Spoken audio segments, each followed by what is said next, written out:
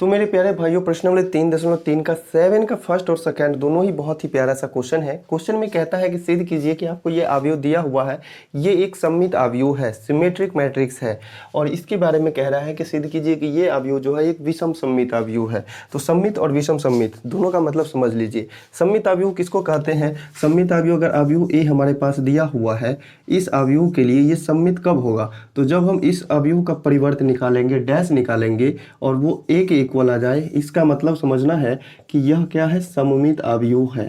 ठीक है, ये सममित है। अगर कोई अवयव ए है हमारे पास और इसके लिए अगर हम ए डैश निकाल रहे हैं और वो माइनस ए के बराबर आ रहा है, तो वो क्या होगा? यह एक विषम सममित अवयव होगा।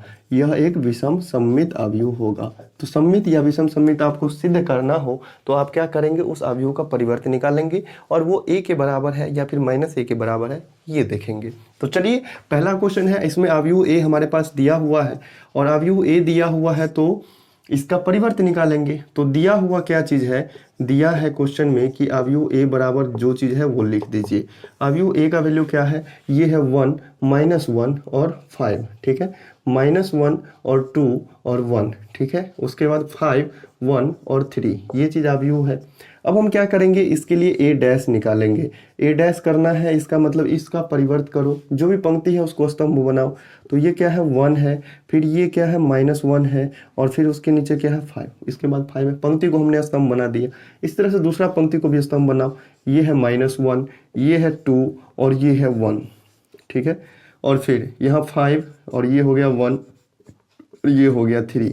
तो ध्यान से देखना कि इसका हम परिवर्त निकाले हैं, और परिवर्त निकाले तो सेम टू सेम हमको यही अवयव मिल गया। 1 -1 5, -1 2 1, 5 1 3, जो कि बराबर है ए के। ठीक है, तो लिख देंगे। अतः ए कैसा अवयव है?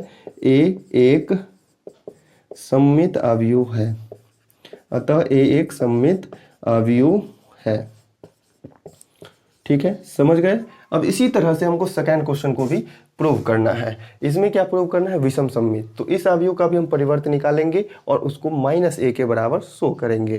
तो देखिए कैसे सॉल्व करते हैं इस क्वेश्चन को। सॉल्यूशन दिया हुआ क्वेश्चन में क्या है? अवयव ए दिया हुआ है। अवयव ए क्या है? अवयव ए के जगह पर है 0, 1 और -1। ठीक है, उसके बाद -1, 0 और +1। ठीक है, फिर नीचे में क्या है? 1, -1 और फिर 0। ठीक है, और सममित और विषम सममित अवयव कैसे बनता है ये भी आगे के क्वेश्चन में दिया हुआ है। ठीक है, अवयव को कैसे बनाएंगे, सममित अवयव या फिर विषम सममित अवयव, ये भी आगे पढ़ना है। तो चलिए नेक्स्ट वीडियो का इंतजार कीजिए। अवयव ए हमारे पास ये दिया हुआ है, हम करेंगे क्या? ए डैश निकालेंगे। ए डैश निकालो तो क्या हो जाएगा? जो भी पंक्ति है उसको स्तंभ बनाएंगे, 0 1 और फिर -1। ठीक है, फिर क्या है? -1 0 1, -1 0 1, यही होगा। 1 -1 0, तो ये हो जाएंगे 1 -1 और फिर 0। अब ध्यान देंगे, अगर ए डैश जो हमने निकाला है वो और ए जो है वो दोनों में कंपेयर करो, सिर्फ चिन्ह का अलग फर्क है। एक की जगह पर -1 आ गया, -1 की जगह पर +1 आ गया, -1 की जगह पर +1 और 1 की जगह पर -1, नीचे -1 है, यहाँ +1 है, यहाँ 1 है तो यहाँ -1 है।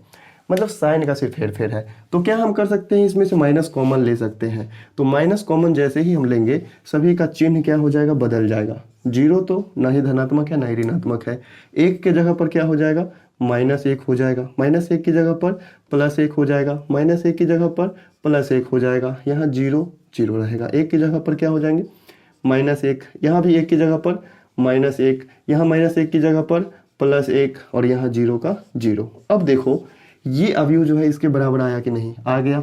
लेकिन ये तो अवयव ए है ना, लेकिन इसके पहले क्या हो गया? -a लग गया। तो यहाँ पर लिख देंगे हम a = a dash equal to क्या आया? -a। मतलब अवयव a का हम परिवर्त निकाले तो वो किसके बराबर आया? -a के बराबर आया। अतः a क्या होगा? विषम सममित होगा। अतः a जो है विषम सममित अवयव है। विषम सममित अवयव है।